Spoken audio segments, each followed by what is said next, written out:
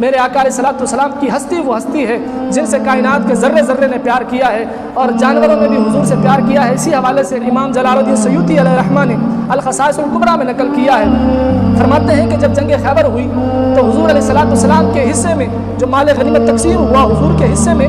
ایک دراز گوشت سمجھانے کے لیے گدا کالے رنگ کا وہ حضور کے حصے میں آیا، تو آقا علیہ الصلوۃ والسلام کی خدمت میں جب وہ پیش کیا گیا تو اس نے حضور علیہ الصلوۃ والسلام سے کلام کیا۔ آقا علیہ الصلوۃ والسلام نے ارشاد فرمایا تمہارا نام کیا ہے؟ اس نے عرض کی حضور میرا نام یزید بن شہاب ہے۔ تو آقا علیہ الصلوۃ والسلام نے ارشاد فرمایا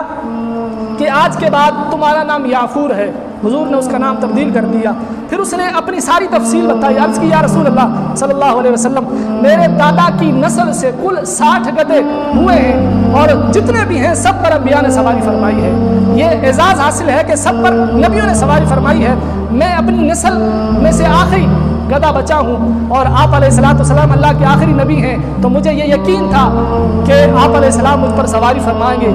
آپ سے پہلے میں ایک یہودی کی ملکیت میں تھا، وہ جب بھی مجھ پر سواری کرنے کی کوشش کرتا میں جان بوجھ کے اس کو زمین پر گرا دیتا تھا۔ کہنے لگا کہ جب میں اس کو گرا دیتا تو پھر وہ مجھے مارتا بھی تھا، پیٹتا بھی تھا، مجھے بھوکا اور پیاسا بھی رکھتا تھا۔ پھر آقا علیہ الصلوۃ والسلام نے جب اس کا نام یافور رکھا تو حضور علیہ السلام اس پر سواری بھی فرمایا کرتے تھے، اور حضور علیہ السلام نے جب بھی کسی صحابی کو بلانا ہوتا تو اس دراز گوشت کو مخاطب کر کے فرماتے یافور جاؤ ابو بکر کو بلا کر لاؤ۔ وہ جاتا، حضرت ابو بکر صدیق رضی اللہ تعالیٰ عنہ کے دروازے پر اپنے سر سے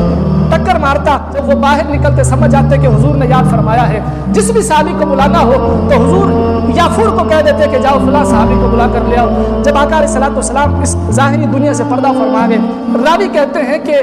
ہم نے اس دراز گوشت کو دیکھا جس پر حضور سواری فرمایا کرتے تھے کہ وہ کونے میں کھڑا ہوتا، پریشان ہوتا، اور اس کی آنکھوں میں آنسو ہوتے، اور پھر بالآخر اس نے اپنے آپ کو ایک کنویں میں گرا کر ہلاک کر لیا۔ مجھے بتائیں یا جانور ہو کر حضور سے ایسی محبت کرے کہ آقا علیہ الصلوۃ والسلام کا فراق اس سے برداشت نہ ہو اور وہ اپنے آپ کو ہلاک کر دے، پھر مجھے بتاؤ کہ مجھے اور آپ کو کتنی زیادہ ضرورت ہے کہ ہم حضور سے محبت کریں اور دن رات آقا علیہ الصلوۃ والسلام کی جدائی میں، حضور کے افتراق میں